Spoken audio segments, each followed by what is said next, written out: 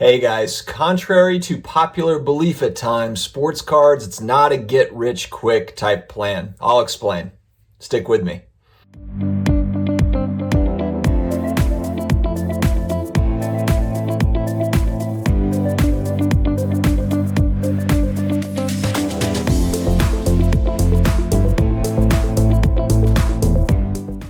Sports card collectors, investors, my collectibles friends, I hope that you're doing great. It is Sunday. It's championship football Sunday. It's a great day, although my Saints did not make it to the NFC Championship game. Boo Bucks. I'm proud of them nonetheless, and still excited to watch these games today, as these are some big time battles between the Bills and the Chiefs, and then the Bucks and the Packers.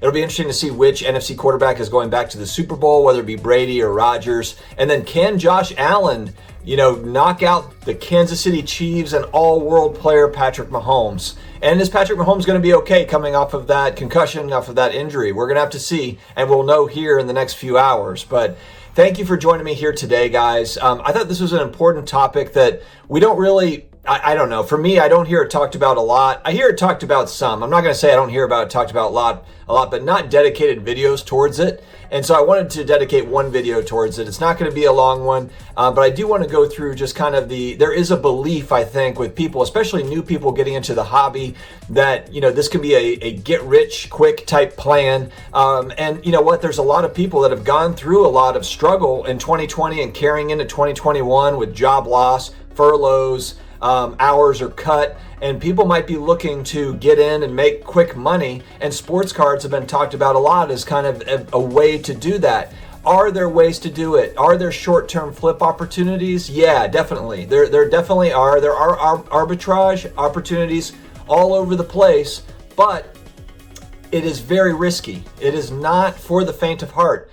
For every Michael Jordan, there is, a Larry Johnson, which, by the way, Larry Johnson was a great player, had a great 10-year career, and he was really, really hyped when I was collecting this guy coming into the 92 season. I was 11 years old. Larry Johnson rookie cards, especially Upper Deck, were cards to get. Those were chase cards. But I think the point is, and look, different times. So I'm not comparing. These are, today's card market, not the same as the card market in 1992. It's different.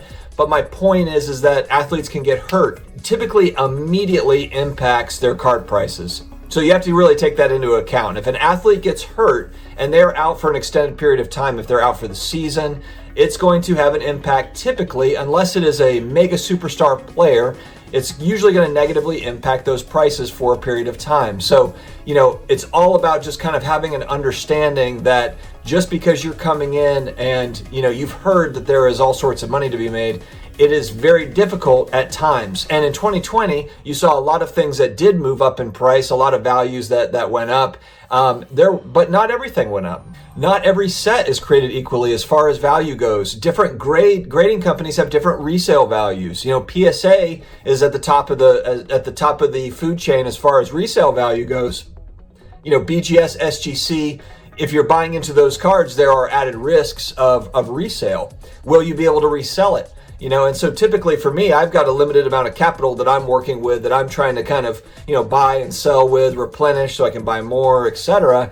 And if I'm not very careful with where I'm putting those funds, they run out, and then I'm just kind of stuck. And then maybe I'm selling cards and taking a small loss, or I'm breaking even so I can get into something else. So the good part of this is that the process is really fun. And I would say that again too, if you're not really enjoying the process of looking at the cards on eBay, looking at eBay sold listings, doing a lot of due diligence on what you're looking for, I would suggest not getting into it. Because if you're counting on other people, friends, people on YouTube, that are telling you kind of what they're doing, etc. Those are great. My channel is one outlet of about 1 million outlets, where you can get, where we're talking about sports cards.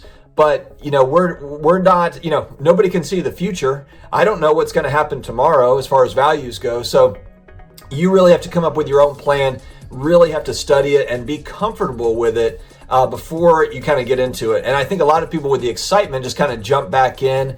And I think that a big part of what, the concern is, especially with getting into breaks, breaks can be a lot of fun, but if you're looking to, get the cards from the break, sell those cards, and then turn around and buy more cards. I mean, I know of guys that have gotten into breaks and they've gone in, they haven't really gotten much out of it, and then they're out of the hobby. And that was kind of their entryway into sports cards, and they're just like, oh, well, and their thought is, I guess I just didn't get lucky in the sports card stuff, so I'll move on to something else. So it's something where you really have to enjoy the process, even if you're not a big time collector, even if you don't, really love the cards and enjoy the cards. I still think you can have a place in the hobby without being a mega collector. But you really have to enjoy the process of buying and selling cards. And I think that, if you really enjoy sports, this is just an extension of sports. So it's kind of like an extension of fantasy sports as well, where you have your fantasy football teams or fantasy basketball teams or whatever it is. My sisters are in fantasy soccer teams. I didn't even know that was a thing until this year. And then this is an extension of that. It's another reason to watch the games, pay attention to the box score, pay attention to which guys are doing well. It's fun. It's a lot of fun. But there are opportunities to make money doing it, but you just have to be really, really careful. And there are no guarantees. It's very risky. And in many cases, it really depends on where you have to be honest with yourself of, am I buying and selling short term, or am I buying to hold for a long term? And it's perfectly okay if you're starting out and 90% of what you're doing are short term flips because you're trying to kind of build capital. That's very normal. A lot of people don't have boatloads of extra money to put towards sports cards.